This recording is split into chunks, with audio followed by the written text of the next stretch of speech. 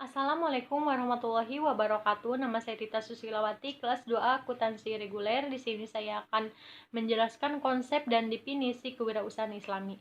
Kewirausahaan adalah segala aktivitas bisnis yang diusahakan secara perniagaan dalam rangka memproduksi suatu barang atau jasa dengan jalan tidak bertentangan dengan syariat Islam.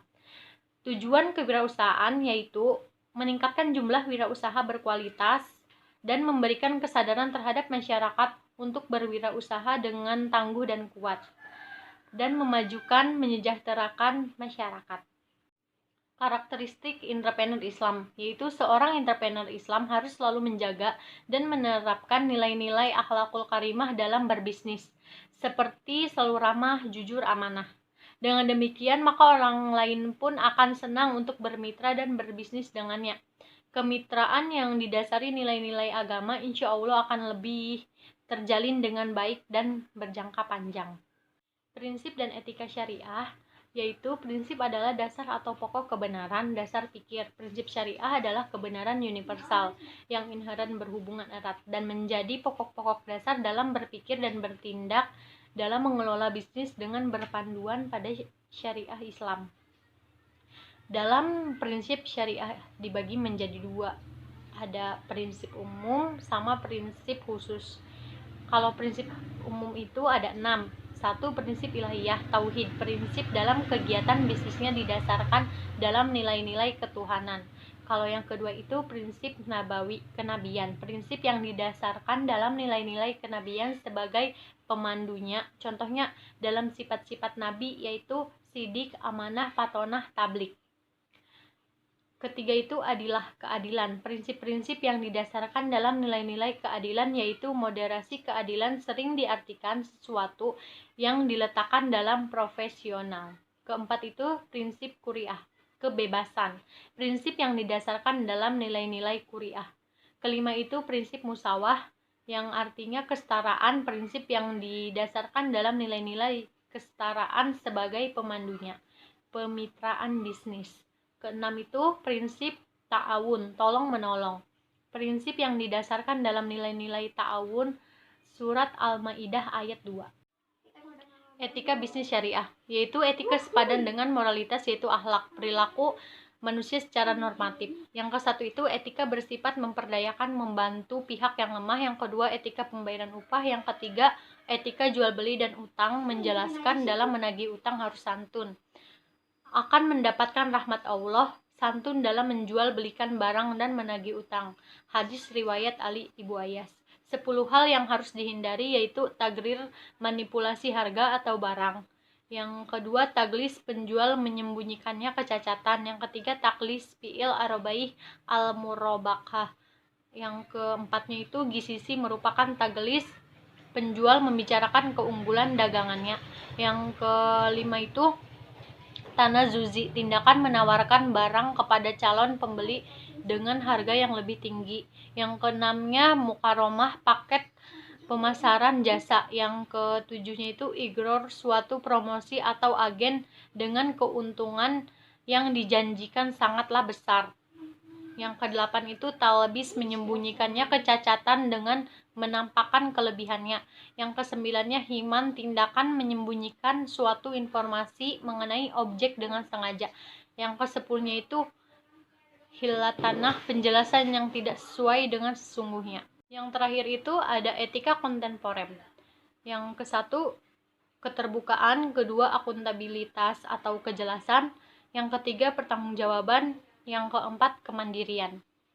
Hadis Ibnu Daud dan Ibnu Majah. Etika memperdayakan kisah seorang kaum Ansor yang meminta-minta kepada Rasulullah SAW.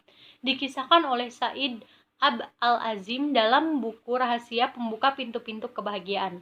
Anas bin Malik meriwayatkan suatu hari salah satu sahabat Ansor pernah datang ke hadapan Rasulullah SAW untuk meminta sesuatu. Rasulullah SAW bertanya, apakah di rumahmu tidak ada apapun?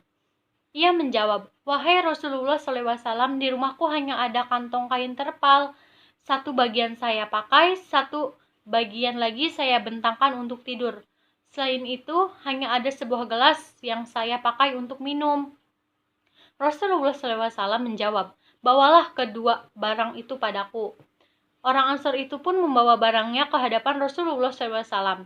Kemudian Rasulullah SAW mengambil barang itu dan mengumumkannya. Siapakah yang akan membeli barang-barang ini?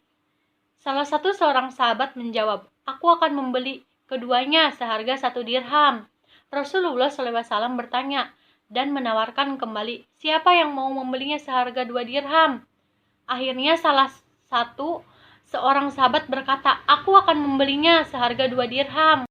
Rasulullah SAW menjual barang-barang tersebut kepadanya, kemudian beliau memberikan uang dirham itu kepada orang Ansor tadi. Belilah makanan dengan 1 dirham dan beri makanlah keluargamu 1 dirham lagi, belikan kapak dan bawalah kapak itu kepadaku, ujar Rasulullah SAW. Orang Ansor itu kemudian membeli kapak dan membawanya ke hadapan Rasulullah SAW. Beliau mengambil kapak itu dengan tangannya yang penuh berkah, memasangkan pegangan tangkai pada kapak itu, lalu menyerahkannya kepada orang Ansor tersebut. Pergilah, potonglah kayu, dan jualah, jangan datang kepadaku sebelum 15 hari, perintah Rasulullah. Orang Ansor itu melakukan apa yang diperintahkan dan datang lagi setelah 15 hari dengan membawa uang 10 dirham. Dengan uang itu, kemudian ia membeli pakaian dan makanan. Rasulullah SAW kemudian bersabda, ini lebih baik bagimu daripada engkau muncul pada hari kiamat dengan tanda di wajahmu yang menunjukkan engkau adalah seorang pengemis. Hadis riwayat Abu Dawud dan Tirmizi. Alasan ingin menjadi seorang entrepreneur dan rencana ke depan. Ya, alasan ingin menjadi seorang entrepreneur yang paling utamanya adalah menghasilkan profit yang lebih besar. Terus rencana saya ke depan, saya ingin menjadi penata rias atau bisa juga disebut makeup artist MUA. Kenapa sih saya memilih ingin menjadi makeup artist? Karena profesinya menjanjikan di masa depan, terus juga tidak semua orang kan bisa merias wajah. Sebagai seorang makeup artist, tentu sangat bermanfaat bagi mereka yang nggak jago berdandan. Contohnya acara kelulusan kuliah, pertunangan, terus pernikahan, atau saat hendak menghadiri acara spesial. Terus juga memiliki penghasilan yang besar. Apabila merupakan seorang makeup artist, pemula kemungkinan akan dibayar sekitar 300 ribuan lah untuk jasa yang diberikannya. Namun semakin tinggi jam terbangnya kan semakin mahal juga bayaran yang akan diterimanya. Terus juga belum lagi jika memiliki sertifikat khusus dalam merias wajah atau mempertajam skill dalam merias wajah, tentu bisa menambah pundi-pundi uang di masa depan. Sekian dari saya, kurang lebihnya mohon maaf. Wabillahi taufiq wal hidayah. Wassalamualaikum warahmatullahi wabarakatuh.